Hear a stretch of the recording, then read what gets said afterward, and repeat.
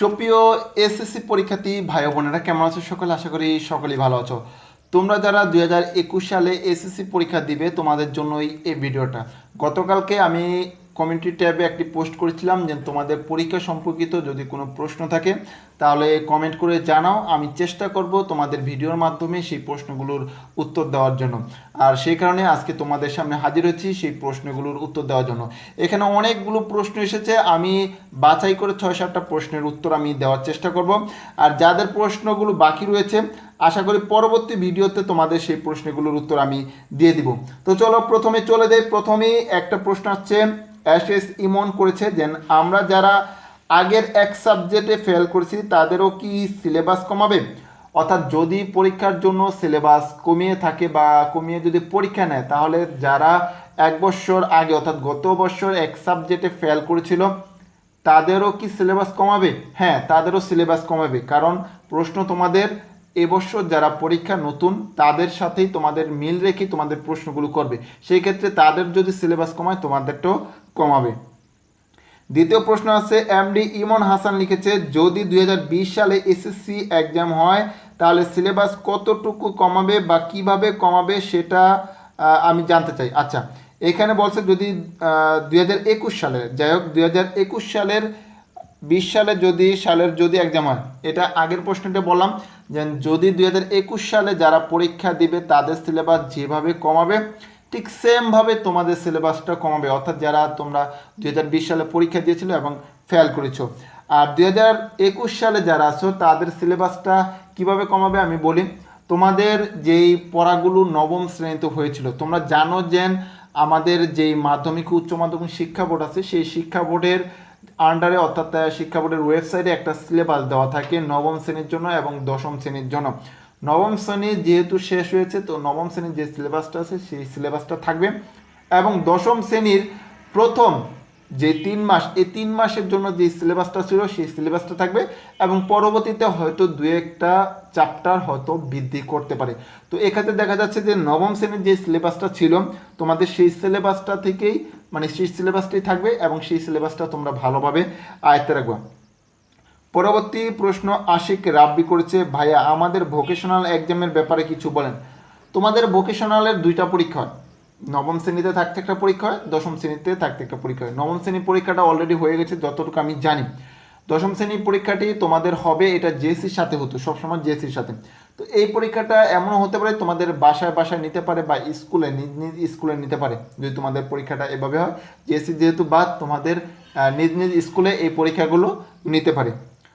পরবর্তী প্রশ্নটা করেছে সিয়াম এফএফ যে আমাদের এক্সামের ব্যাপারে কবে পর্যন্ত জানাবে শিক্ষা মন্ত্রণালয়? এসএসসি এর ব্যাপারে এর সিলেবাস কবে পর্যন্ত কমাবে নাকি অটো পাস দিবে? আচ্ছা, এই জায়গায় আসে অটো পাস দিবে কিনা আর সিলেবাস কমাবে কিনা। আমি তোমাদেরকে বলি, জেএসসি প্রথমে বলেছি, PSC, GSC, SSC already auto pass দিয়েছে, বাকি আছে এসএসসি 2021। যেহেতু 3টা বোর্ড পরীক্ষায় অলরেডি অটো পাস দিয়েছে সেহেতু 50%ই তোমাদের এই অটো পাস দেওয়ার দিকে ঝুঁকে থাকে। যদি আমরা দাঁড়িপাল্লা রাখি 50% অটো পাসের দিকে আর 50% তোমাদের পরীক্ষার দিকে। এখন তোমাদের পরীক্ষা হলে অবশ্যই সিলেবাসটা কমাবে, কারণ তোমাদের যে দশম শ্রেণীর যেই ক্লাসটা সেই ক্লাসটা হয় না, অনলাইনে ক্লাস হচ্ছে, এটা সবাই দেখে নেয়। তো সেক্ষেত্রে দেখা যাচ্ছে অবশ্যই সিলেবাস কমাবে। আর সিলেবাস কমাবে কীভাবে এটা তো আমি বললামই যে তোমাদের নবম শ্রেণীর যে সিলেবাসটা ছিল সেই সিলেবাসটা এবং দশম শ্রেণীর 3 মাস, প্রথম 3 মাসের যে সিলেবাস এবং এর সাথে একটু বাড়তি সিলেবাস বাড়াতে পারে, এভাবে তোমাদের সিলেবাসটা কমাবে। আর একটা প্রশ্ন হচ্ছিল এই জায়গায় যে শিক্ষা মন্ত্রণালয় কবে তোমাদের এই নিয়ে কথা বলবে। দেখো, শিক্ষা মন্ত্রণালয় এই নিয়ে কবে প্রেস ব্রিফিং করবে এই ব্যাপারে আমি সঠিক তোমাদের তথ্য দিতে পারবো না। এটা শিক্ষা মন্ত্রণালয় থেকে জানিয়ে দিবে যে কবে তোমাদের এই নিয়ে চূড়ান্ত সিদ্ধান্ত নেবে। পরবর্তী প্রশ্ন চলে যাবো। পরবর্তী করেছে দিভা। আচ্ছা, অনার্স 3য় বর্ষ 2020-এর পরীক্ষার রেজাল্ট কবে দয়া করে জানাবেন। আচ্ছা, এসএসসি অনার্স 3য় বর্ষের পরীক্ষা অলরেডি শেষ হয়ে গিয়েছে, রেজাল্টটা আটকে নিয়েছে। আর জাতীয় বিশ্ববিদ্যালয় যে কাজটা করতেছে 4র্থ বর্ষে 3টা পরীক্ষা আটকানো, 4টা পরীক্ষা, সেই পরীক্ষাগুলোও নিচ্ছে না, অটো পাসও দিচ্ছে না। এদিকে এইচএসসির অনার্স 3য় বর্ষের পরীক্ষা শেষ কিন্তু রেজাল্টটা দিচ্ছে না। এটা আশা করি খুব শীঘ্রই দিয়ে দিবে, যেহেতু এখন অনেকটা স্বাভাবিক হয়ে আসছে শিক্ষা প্রতিষ্ঠানে টিচাররা যাচ্ছে। তো এক্ষেত্রে দেখা যাচ্ছে যে খুব শীঘ্রই অনার্স তৃতীয় বর্ষের রেজাল্টটা দিয়ে দেবে। সর্বশেষ না, মেবি আরেকটা প্রশ্ন আছে। আচ্ছা, এদিকে বলছে নিনা আক্তার বলছে যে ভাই জেএসসি পরীক্ষা কি হবে প্লিজ জানাবেন। না, জেএসসি পরীক্ষা তো অলরেডি বাদ দিয়ে দিয়েছে, অটো প্রমোশন দিবে। এক্ষেত্রে কি হবে, বার্ষিক পরীক্ষাটা হবে। বার্ষিক পরীক্ষাটা হবে, এটা স্কুলে হবে, শিক্ষা প্রতিষ্ঠান হবে, যা যা শিক্ষা প্রতিষ্ঠানে।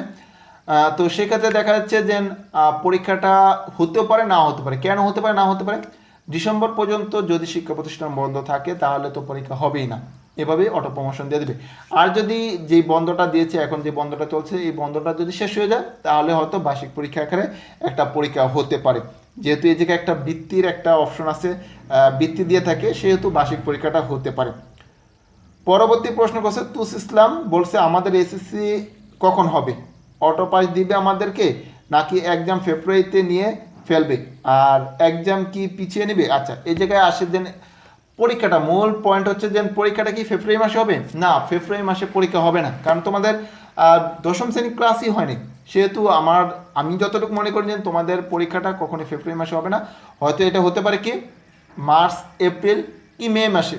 এক্ষেত্রে যদি শীতের প্রকোপে, অর্থাৎ শীত বাড়লে, যদি করোনা ভাইরাস প্রকোপটা বাড়ে, তাহলে তোমাদের যেই পরীক্ষা, এই পরীক্ষা দেখা যাচ্ছে যে মার্চ, এপ্রিল, মে মাসেও হতে পারে যদি পরীক্ষা নেয়। আর যদি অটো প্রমোশন দিয়ে দেয় তাহলে তোমরা দেখতে পারবে জানুয়ারি বা ডিসেম্বর মাসেই তোমাদের এই নিউজটা একদম ফাইনালি বলে দেবে যে এসএসসি 2021 সালেও অটো প্রমোশন দেওয়া হবে। পরবর্তীতে লাস্ট একটা প্রশ্ন, সেটি হচ্ছিল ভাইয়া আমি 2019-20 এসএসসি এক্সামে কেমিস্ট্রিতে ফেল করে এখন কি এক্সাম হলে ওই সাবজেক্ট আবার দিতে হবে। হ্যাঁ, পরীক্ষা যদি হয় তাহলে তোমাকে অবশ্যই সেই সাবজেক্টে পরীক্ষা দিতে হবে। আর যদি অটো প্রমোশন দেয় তাহলে তোমরা প্রমোশন পেয়ে যাবে। অর্থাৎ তোমরা যারা গত বছর পরীক্ষা দিয়েছিলে এবং 2 সাবজেক্টে ফেল করছো, যদি অটো প্রমোশন দেয় তাহলে তোমাদেরকে দিয়ে দেওয়া হবে অটো প্রমোশন। কারণ তোমরা দেখেছো এসএসসি তো যারা ফেল করেছিল তাদেরকেও অটো প্রমোশন দিয়ে দিচ্ছে। এই ছিল তোমাদের প্রশ্নের উত্তর, মোটামুটি 6-7টা প্রশ্নের উত্তর দিচ্ছি। এছাড়াও যদি তোমাদের আর কোনো প্রশ্ন থাকে তাহলে অবশ্যই কমেন্ট বক্সে জানাবে। আর তোমরা অটো প্রমোশন চাও নাকি পরীক্ষা চাও সিলেবাস কমিয়ে, তা অবশ্যই কমেন্ট বক্সে জানাবে। আর হ্যাঁ, যদি তোমরা আমার চ্যানেল নতুন হয়ে থাকো তাহলে অবশ্যই চ্যানেলটি সাবস্ক্রাইব করে পাশে আসা বেল আইকনটি ক্লিক করে রাখবে, যাতে আপডেট নিউজ দেওয়ার সাথে সাথে তোমাদের নোটিফিকেশন চলে যায়। ভালো থেকো, সুস্থ থেকো, ফিরছি পরবর্তী কোনো আপডেট নিউজ নিয়ে। সে পর্যন্ত আল্লাহ হাফেজ।